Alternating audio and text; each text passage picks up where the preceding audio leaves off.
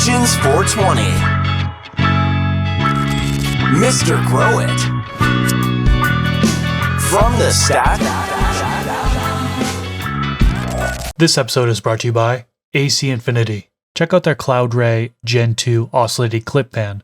Their next-gen clip fan has been re-engineered to provide a long-lasting motor and customizable airflow for all stages of your plant's growth cycle. It features 10 speeds and 10 dynamic wind modes to simulate outdoor airflow and links with UIS controllers for Wi-Fi app control. Click the link in the description section below so you can learn more about their Cloud Ray clip fans, and the discount code THESTASH15 works on both Amazon and their website, acinfinity.com. Growers who are looking for that secret sauce usually are just missing something from their garden. And to help with that, we bring you the Stash Blend Premium Plant Additive. Stash Blend brings beneficial bacteria, silicon, seaweed, humic acid, and has enough macronutrition to help lower the dosages of your base feed too. Unleash your plant's true potential with Stash Blend Premium Plant Additive. Available at Growers House. Gentlemen, I'm so excited. Because we're in person. We're in person for the Brofecta. Tripod. Live from Canada. Boys. It's from the Stash Podcast, guys. It is a huge moment for us right now, isn't it? It is. Huge moment. You and Crazy I both to wore believe. a hat backwards together. That's how, because I felt like I was going to live It's life rare we like do this, but we both did it. on the edge. Yeah. We've On the been on edge. the edge. FTS has been together for so long now that I thought, you know what? Let me express myself in ways that are unacceptable. Almost half of a decade, boys. You know what, 4 Will Smith? flicking years. 4 years, boys. 4 flicking years. More years. 4 years. 4 more years. 4 more years. Been together for 4 years, planning the next 4 years. We going Boys, for 8. We're No, just getting kidding. a house of the white picket fence. This is I want a the Labradoodle. celebration of From No, the Stash no, being together for 4 years, coming together for the very first time in Come October together. of 2021. 2020. 2020. 'cause that's October 4 years. 17th. I know that. It's still 24. Well, we started and we were up a few episodes. So our first release was October 17th, 2020. Yeah. I know this off the top of my head. Yeah. I didn't look outside. And as we at look, dinner. and with Halloween right around the corner, I think it's a great time to look into some of the scary moments, some of the crazy times. That's gross to even say that Halloween right around the corner already. It's 2 weeks, bro. In 2 weeks. Can you believe that? Hush, man. I can't believe that myself. Guys, so we're going to be talking about, well, we're not going to be talking about, I just want to take a moment and just say, before we get into that 4 years with you gentlemen has been absolutely incredible. When we first started, Rob was doing the ones and twos. Yeah, Rob, not Wink. Rob was doing the ones and twos. Well, I don't know why I do so much. And he was make my trying life to tough, manage the man. production of the show while also trying to host, inform, and educate and entertain. And it's funny how I was killing the once show. Wink came around, the show kind of just changed where we could finally be ourselves. For the better. Change And for the better. a Big lot of shout out to people would Wink, man. argue. Behind the scenes, dude. 4 years, bro, with us. years, man. For the most part. Well, You know, I think it was 3 years. quick. How long did We you? had Goblin for 2 episodes, but I did it for about 6 months, and then we had Goblin was it for, that long? Unfortunately, yeah. But then, I ate the mic for a minute. But then, young man Wink came in. He was he took over doing our live streams during the Rona on CLtv, and then I was like, dude, what about this other show? And he was like, dude, brother, yeah. And it's evolved from there. Some would argue I'd be better behind the scenes with Wink. Others would say otherwise, that I'd ruin the show. So I'm here I think now. he should be behind the We're scenes doing with it. Wink. What do you guys think? I'm looking for a spot, Chris. I want to be the. Let's Me keep and Wink. Let's Double keep take. Wink. Let's keep Wink. No, it's been 4 more too years. crazy. 4 more years. Lock him up. It's been pretty sweet, guys. know. It's been pretty sweet, man. 4 years we've traveled the continent from LA to Vegas to Canada. Wow. Live streams, not just episodes. We got Scooters. Clips channel going. I need We've to use, like, we've something to clean my expanded glasses. so I'm sweaty. much. We've expanded so much over the last 4 years. We've done so You're much. making me It's tear up wild. almost over here. It's just like my glasses. are MJ fogging. BizCon year after year after year after year. 4 years. Year after 4 year years, after year after MJ year Biz. after year. Fun stuff. I thought it was longer than that. Like I knew you guys longer than that. Well, it would have been a little wasn't. bit longer. It would have been that same year, though. But that's the year we all started foxing with each other. Was on that 2020 year. Collabing. Yeah, Collab videos before we all Yeah, synced yeah, up we for did this. start collabing.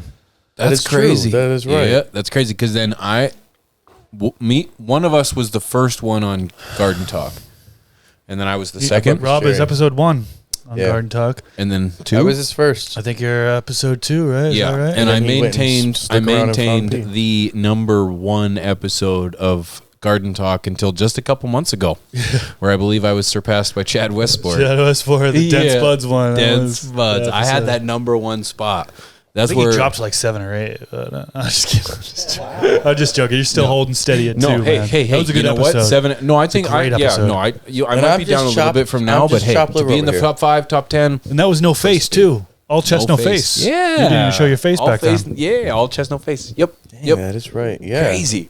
No, I remember that, man. And it all just kind of came full circle, you know. And now, years Here later, we we're here. are. We're business partners. We're show hosts, co-hosts, show hosts. Being consistent homies, every you know. single week. Kind of 4 like you years. guys. I think we missed 1 week, or no, we didn't miss. Been a couple due to hiccups. I don't think we missed the week. Last I think week. we were just a day, maybe 2 days late. But I'm pretty sure maybe there was a missed We've week. had a couple hiccups, but But there was a couple For hiccups. live Hiccup- streams. 4 years For straight. live streams, Everything has maybe. been 4 years straight. That's pretty impressive, Well, boys. it's good shit, good- Oh, there's no way I can like easily lead into our conversation today because there's How just can you nothing. not? What about choir? Oh, see, I was going to inquire. Coco Coir. Oh, Same Coco thing. Coir. I was Same going to thing. inquire about. choir. Core. Choir. Perfect. Choir. Choir. Perfect segue. wow. You better watch Seamless where you're almost. You better watch your cool. Preaching to the choir. Yeah, you were going to say up the choir. Bet you Okay, Coco. choir. But it has nothing at all to do with this conversation, but it's one thing. We like to start off with randomness And then, and then try to do a smooth transition. But that smooth transition doesn't happen every If you single would episode. like to see a true transition, check out last week on Sunday where we did it seamlessly. It was so smooth, man. Anyways. Anyways, part 2 of this episode, we're going to talk about Coco. And Great I used to conversation. be in love with the Coco, and I'm doing it right now for AC. Love with the Coco. Sorry. Ooh, that's where it came from. He got the reference. I'm glad. It's good. Pop culture. My thing I got away from it from is a few variables. One of them definitely being increasing the calcium and magnesium, which we'll touch on a little bit. But I really just feel like once I switched into the reusable organic soil situation, I kind of got out of that area. But when I did it, I really saw the reasons and the advantageous purposes to switch over to utilizing cocoa. Or someone who's using cocoa and thinking it's just like soil, not realizing that they can actually potentially treat this just like hydroponic, because technically it's a soilless media and would fall underneath the hydroponic category. So I think we'll go over some basics and some things about this. And fun fact, we recorded an episode about this a while ago and it didn't make it. Don't know what happened to it. Technical issue. I think we tried to Technical. record this twice and we had Someone A issues. year and a half and 2 years, or Third about 2 Time's a years. charm. And we kind of also couldn't, I don't say avoided this topic altogether, but like Pigeons was like, man, I don't have much experience in it, but like we could still have a good Brought episode us nice because shoes, though. he can ask some questions, dig around, get some good information out of us, or he can also throw in comparisons of how he does it in soil and how it differs from cocoa. So definitely going to be valuable. I'm to have excited you about part the of conversation. You know, Yeah. we've had conversations on this podcast before, multiple, in fact, where I don't understand a single thing that you guys are talking about. So I think it's important that we continue that trend and we do that again today with Coco. So, no, I think the you're gonna reality be the person is that's interviewing that us and asking us, and we're gonna. That's right. There's an advantage here. See, I do bring something to the table. See. You're speaking for those who I'm don't not- know. See, I ride coattails, but I also gather things along the way. But the thing is that Hunter-gatherer. even as someone who's never grown in cocoa, I think it's important to kind of represent those that either are interested in growing in cocoa, never grown in cocoa themselves, or maybe tried it, Say struggled. Coca-Cola. Coca-Cola themselves. Yeah, You know, I I'm heard an that could be a expert. good test. Mr. Beast put Coke in. I'm sorry. So the thing is that I think it's important that we kind of explore all avenues and see, and if we can kind of help anyone on their adventure of cocoa and trying to master watering and feeding in cocoa. You've grown in Yeah, cocoa. I mean, there's so many things to talk about cocoa, right? But it's you couldn't narrow it down to the title, watering and feeding. I think that's a whole episode in itself for sure. I'm sure we'll probably drift off into other areas that relate to cocoa, but I doubt that. We're always on topic. Yeah, and we're always on never topic. drift Pretty on topic we go always. off topic so I much. don't know what you even mean, brother. No, one thing for me that tripped me Did you up. see the testicle in the Olympics last month? I did. I I'm showed sorry. that to almost Sorry, I was trying to everybody stay I on knew, topic. and Trying to stay on nobody topic. else saw that. You know, it's crazy. That I think that was the best prank ever. But, anywho's, part 3 of the show, feeding cocoa. So when I first started growing in cocoa, I had nutrients that were bottled nutrients, and I did not notice the difference between. I didn't know the difference between having cocoa-specific nutrient line or a soil-specific nutrient line. Did not know any difference of it at all. And I come to realize that over time I realized that cocoa actually will hold the phosphorus more than the calcium and magnesium, and you'll have to actually increase the calcium and magnesium when you're watering in cocoa. Not with everything, but specifically with that. And I didn't know that my first run. So my plant was struggling and yellowy, and I'm like, what the hell? Complete nutrient line. So I increased the EC thinking it would be better for the plant, and I got like up to 2 in veg, and it was not good. I burnt the hell out of my plant. Started yellowing, and I threw cocoa out. I never used it again. I blamed it on it being a brick of cocoa and not pre-buffered, already partially amended cocoa. Fast forward a couple years later, I had a buddy who was absolutely crushing it, and I had no idea. I thought it was just soil he was using. He's like, no, it's hydro. I'm like, that's not hydro. Dude, I'm looking at your plants. That's soil. And he's like, no, it's cocoa. He's like, it's a form of hydro. I was like, oh, well, I'm an idiot. I grew last year, and I thought it was just like soil, and I treated it the same way. My pH was even a little higher than it should have been. On average, you should be having a pH, 5.6 to 6.2 at the most. Good general range. I was 6.5 to 6.7 every time, always. I was feeding my nutrients with the soil regimen, and I wasn't adding any supplemental magnesium or calcium. Did you run into this when switching over, or did you use your brain and read? No, 100%. I mean, with the cocoa, it's high in salts, right? It's Yeah, that's another rinsing, thing the too. process of rinsing, we're really just running water through it to try to get out all that salt, and then buffering it is another process where you're soaking it in CalMag, right? So it's CalMag, obviously with water, and there's certain ratios. Recommend Dr. MJ Coco for kind of details on the rinsing and buffering process. But yeah, I didn't do that my first time and struggled with CalMag deficiency. Bad. CalMag deficiency. Specifically Catch CalMag. The nutrient or That's a the joke, element. obviously. CalMag. calcium, magnesium. Yeah, both of those. But the plant was hurt in both avenues. So I'm curious then, if somebody was going to be, you're daunting me. I'm scared already. I'm not afraid Well, of you no can get ghost. pre-buffered afraid. bags. This is good. Pre-buffered. This is good. I You use don't have to this worry is about the good. rinsing and buffering Royal process. Gold was But my I go-to. would immediately disagree and say I Shout would out probably Maxwell, rinse it my dog. otherwise. Have you ever heard that someone grabs a pre-buffered bag and buffers it anyways? Cleans it? Yeah. Yeah, of course, right? A pre-cleaned People bag. are I would weird. be that guy. It's the people So who if somebody was going to start veggies and wash them. So if somebody was going to start growing in cocoa and they had a seed and a seedling, for me, I just plop that bean right into the medium, start watering. Is it similar for cocoa? Or would you? I would do a solution of nutrients. So I would It's feed totally inert. nutrition throughout. It's totally inert, right? So there's no nutrition to begin. So mix up a bottle of nutrients, ppm about 100 to, what's a good range? 100 to, that's on the low end. Some people would say around 250 I was gonna say ppm. no I was going to say 300 I don't do cocoa. ppm For me, for a for a seedling, seedling. yeah, probably a 300 at the highest. Just to be careful. I'd rather I do sissy feed 250. it. Yeah, I'd rather like low feed it. I mean, I guess it depends. You don't want to start it out being something that's stretching for food or like hungry You're doing for this food. for a seedling? Like That's Need to just give so- it some nutrition. So for germination, you're putting a bean First in the 2 weeks, soil, it needs nutrition. and you're yeah. going to in the first 2 weeks. It See, and needs that's where with nutrition. It needs soil, you're nutrition, using yeah, it something needs that has to- some food in there. It's just going to yellow out and die if it doesn't have nutrients. Okay, let me just clarify. Okay, so the first 2 weeks, we're not talking from the moment, the first 2 weeks. Okay, so for me, I plant that bean in the cocoa. I start watering. For me, that's day 1.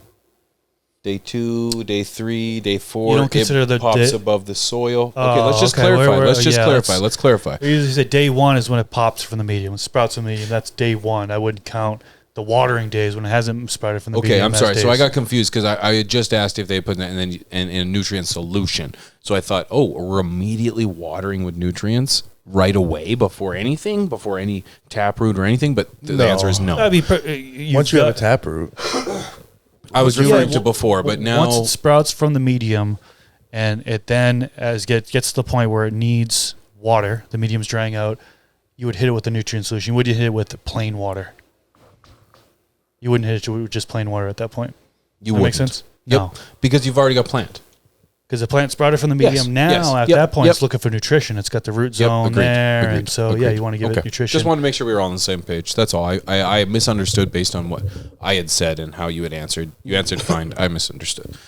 Okay. So it's essentially what you're saying is it's no different than if I was using, say, a Pro Mix, and the Pro Mix is inert, and I'm going to essentially start feeding a nutrient solution within the first couple weeks, correct? Yeah. Right. What would differentiate the seedling stage of cocoa and something like Pro Mix? Is there any difference? Well, I think that's where you look at that cation exchange, or the cation capacity. Essentially, is where you have to start feeding your plant a little bit differently. Essentially, like that, the magnesium, potassium, and calcium are going to may need to be added more into it, unless you did a good buffering. And again, I buy pre-buffered stuff, so I don't deal with that much. I bought bricks. I know AC Infinity has bricks, but you need to buffer it properly. Otherwise, you was it displacement or diffusion? You get with having calcium, and so that's with the cation exchange. So essentially, if you do this, your nutrients aren't going to be absorbed properly by your roots and by your plant. So starting off, I usually would just do my base cocoa feeding, which would be like seedling low 350 EC at the most. But now I've got Stash Blend. I've never watered cocoa with Stash Blend. So I may add supplemental magnesium and calcium and then have Stash Blend as my baby feed, so to speak.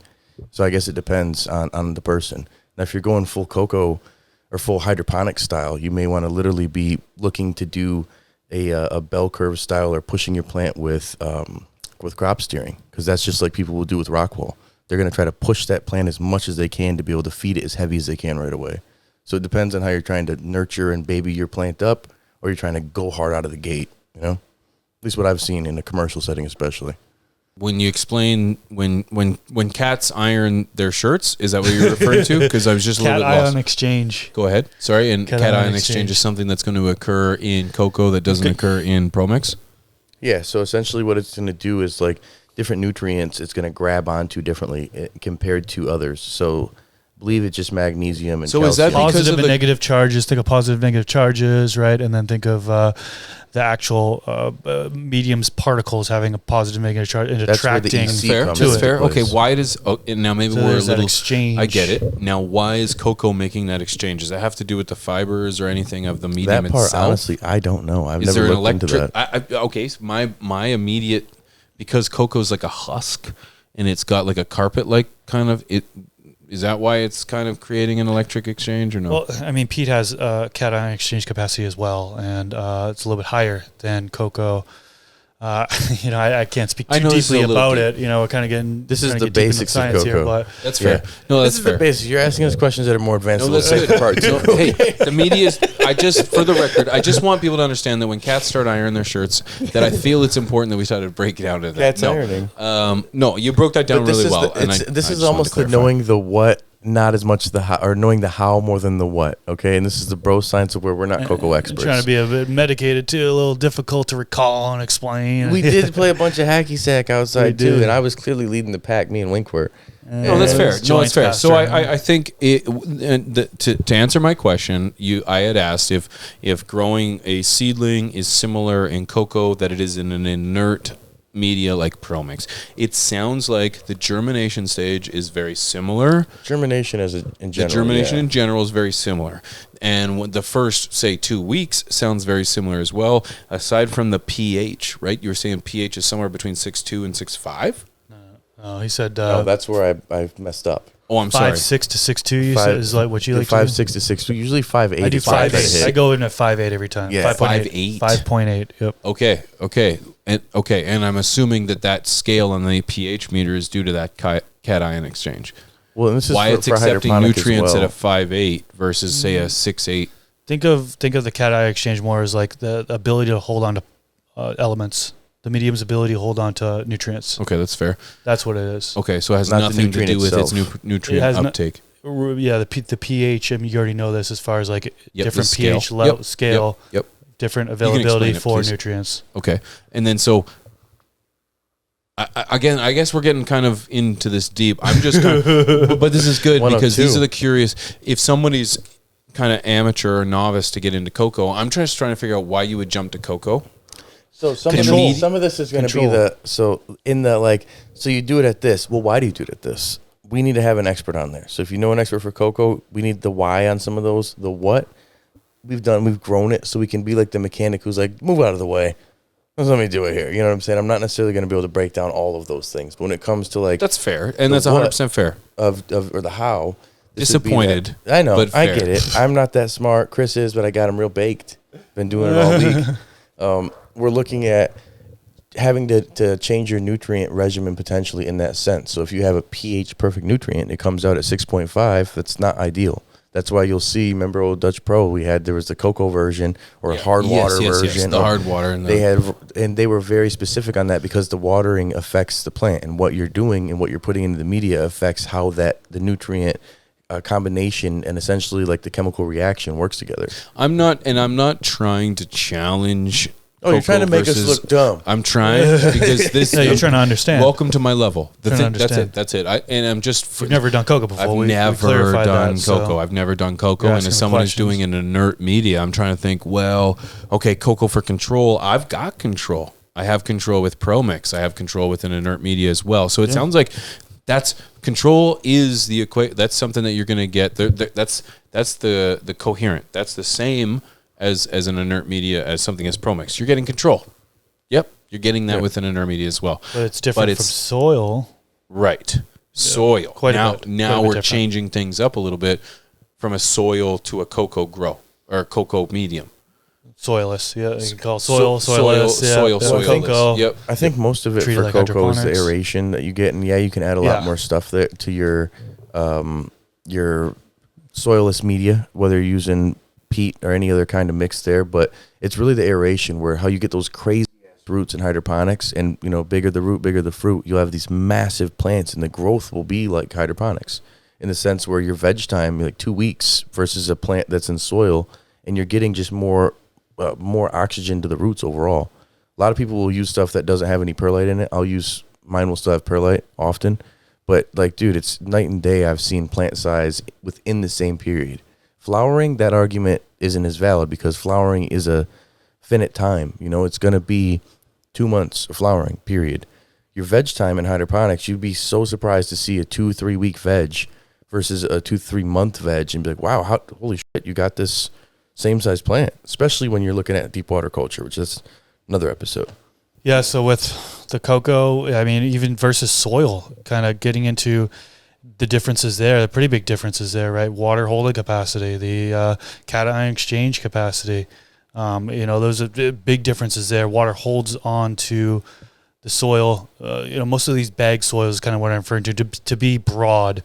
A lot of these bag soils, whether it be like a Build a Soil or Fox Farm Ocean Forest soil or Roots Organic, any of these major bag soils that have some sort of nutrition already in it, that's a difference.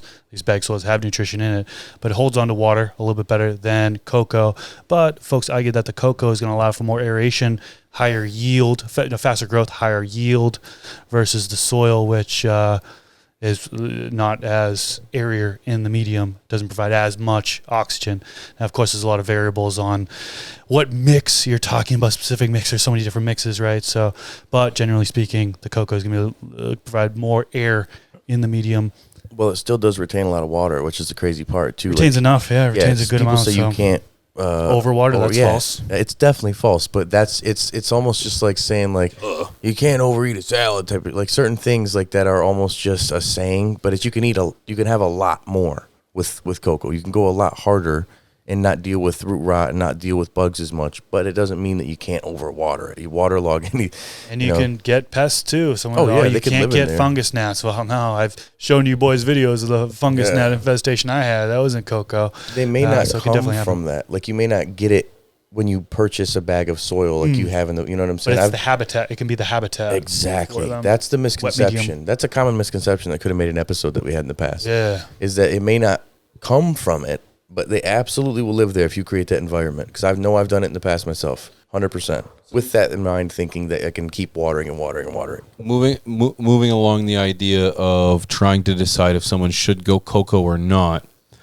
Can you explain to me you said control. Can you explain to me some advantages? Yeah, precision feeding. I named off of that. Yeah. Precision feeding, being able to feed a certain ppm, EC, however way you measure it, and have that ability to control the nutrition. Cultivar specific.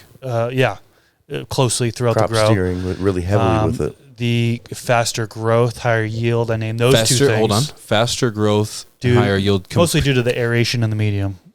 Compared to like a Traditional soil. Yeah, traditional soil. Okay. Yep. Continue. Sorry, I just want to make sure we're on this right page. But you sacrifice ease of growth.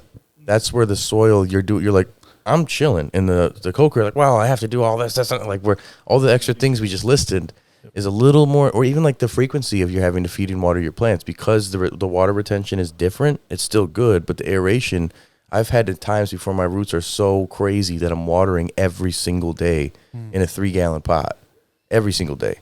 So what you give and take, kind of some extra things there, but one negative side is it's a little less forgiving in the aspect that unless you have something that's an organic mix, it's similar in the fact that you are Mother Nature, you're controlling everything, and I've gone to the point where I got more lackadaisical and didn't care as much, and my roots got cold and they struggled, and I wasn't able to bounce back as quick as I'd like, but I also had a very small container because I was able to run water through there fast. It's retaining enough water. My roots were loving it, but I didn't have a nice big hardy battery that I can revive my plant with, and a warm space to keep it insulated. So there's two sides of the coin, I guess. Pros and cons, definitely. Yeah. Pros and Takes cons some to automation to really kill it. Yeah. pros and cons for soil and for cocoa, right? So it's like, yeah. So what would be more efficient and effective if it came to using like is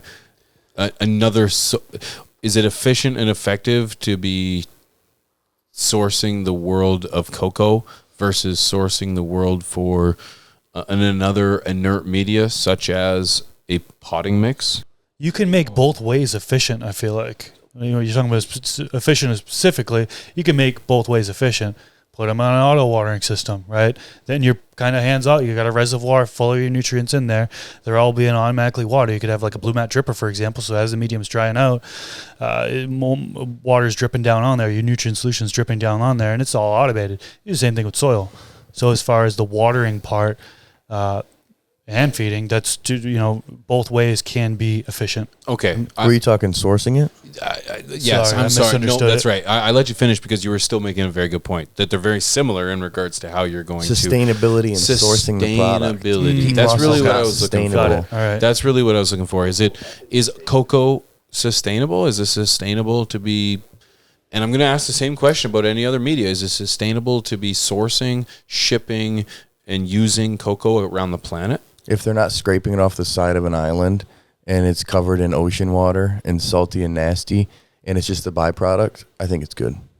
It's the trash essentially compared to what they would be using for the food or for the coconut milk.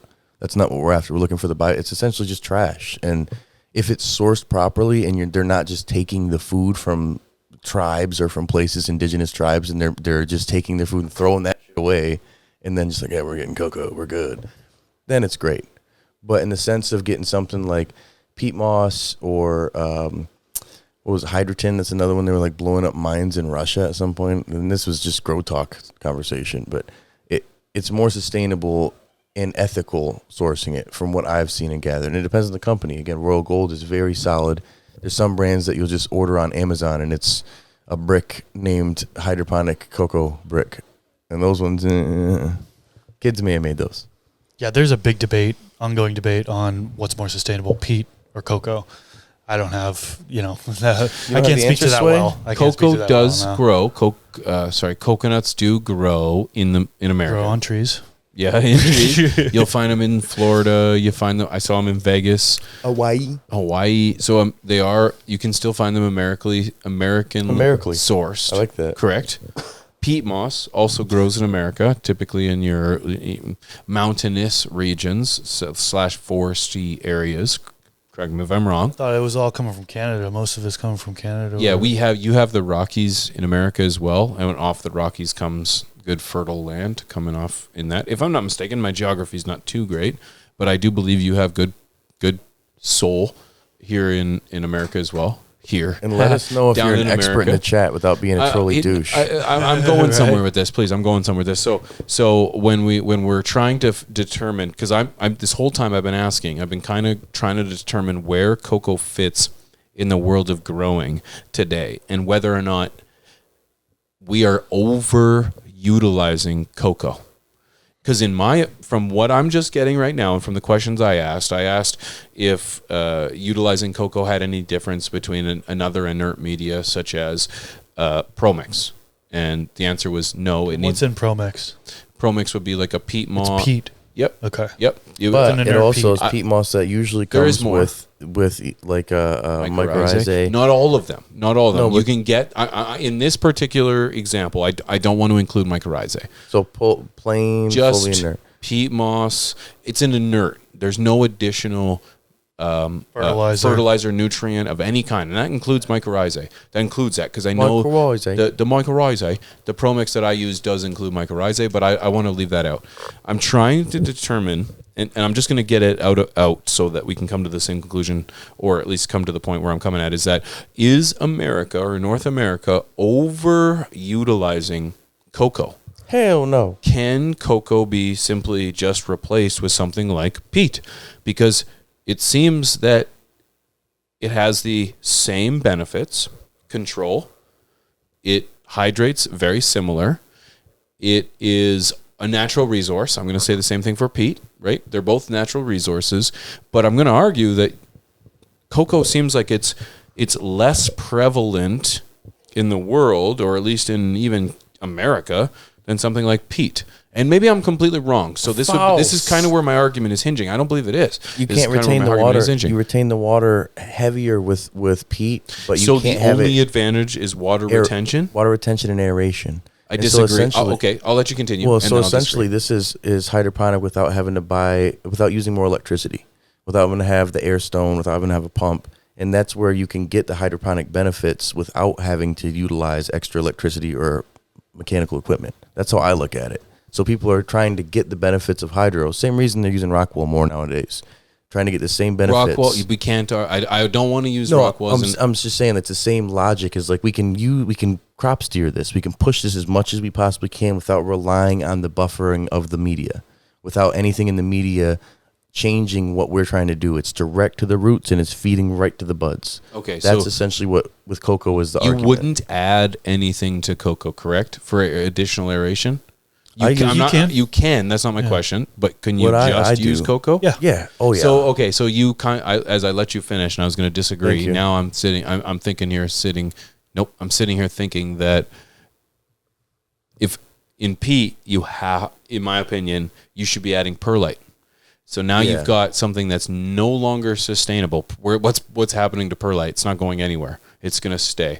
So then I give the sustainability argument to cocoa in regards to long-term after use, right? If you don't have to add anything to it, you can. I'm not saying you can't, but if you don't have to, and you can just kind of compromise without it, because I know that if you put dirt in a pot, the aeration is 0%, and the roots are going to have a really hard time to struggle, or are really going to struggle trying to find that moisture. So I guess the argument would go to cocoa in regards to sustainability. Well, and it's harvested from a byproduct, as where peat moss is taken from an environment, an ecosystem, and just ripped out of there and used, just like hydrogen. So using versus assuming the cocoa is taken ethically as well. Yeah, but there's not you're right. much. You're right. No matter what, even you'd have to be like a total piece of shit to not even sell the inner part of the cocoa, to just take the byproduct only. Don't even make that argument. Have you ever heard of shark fin soup? Well, they harvest a shark, take the fin, leave the rest of it. Yeah. So that's not an argument. I'm saying financially, cocoa is more financially lucrative than Coco Coir. Coconut. Because there's more material. Yeah. It just is going to be more valuable to sell that coconut water. I mean, period, is such a, like, getting your electrolytes out of that is going to be more valuable than selling coconut coir. And tossing the rest. Yeah, and I think that's where it being a byproduct is my single argument why it's more sustainable. That's really it, because otherwise it wins. It's subjective. You guys, I feel convinced in regards to whether or not I should be using. And now he's going to start to use cocoa. No. I won't. You're good. Up You're here good in with Canada, what it you're doesn't doing, make any you're- sense. I'm surrounded by peat moss. Well, not just that. Like you're I'm plant. surrounded by peat. There's not a coconut tree for thousands of miles. So You'd be sourcing it and fossil fuels That's getting here that's and the all that, important like- part of this conversation. Is no, for me, Coco Coir Subjective. doesn't seem like it would be effective or efficient or sustainable. It might be effective and efficient, so I'll retract that. But it's not sustainable. Why would I ship coconuts from It's gonna across cost America? you so much money too to ship it. And then when I can got peat coming right out of BC, just Because then you got gorgeous. coconut water and you can drink that. you can drink it out of Oh, it. mic drop. That's What it. an incredible conversation. Seriously, I don't even think we What really we need to do. scratched This the is surface. like entry level coconut conversation. This is an I'm gonna entry be growing level coconuts after this. Coco conversation. If there's somebody in the chat and you know somebody who's an expert on this, drop below in the comment section. Hit them up. Let them know. We'd love to do a part 2 and get deeper in the science and why.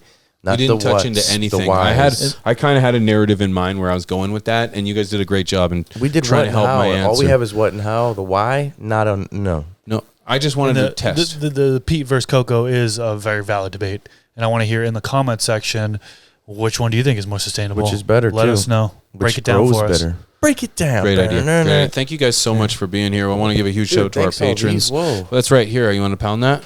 That's what it And looked the like. patrons, Left me too. hanging. I want to thank you guys for our patrons. Right here. Patrons. And I want to thank you guys for supporting us. If you want to check that out, go to patreon.com/fromthestash. Check out all of the behind-the-scenes content, the exclusive content, and you can see your name at the bottom of the screen as well. So huge shout out to you guys for tuning in every single Sunday, 1 p.m. Eastern and commenting and liking these videos. That's it, man. I just got the hiccups on the outro. I feel that's only appropriate. Make sure you check out stashmerch.com for all From the Stash merch. We got some dope stuff coming Some on the way. fresh stuff, man. We've got so much new stuff. Some exclusive. We've got so much new stuff for merch. So, So check it much out. new. Make sure you So check new. that out. Thank you so much, Wink, for on the Q's and P's. I'm Pigeons. That's Chris. That's Rob. We're the stash. from the stash. Oh, Getting closer. It's weeks and weeks. Peace. Peace.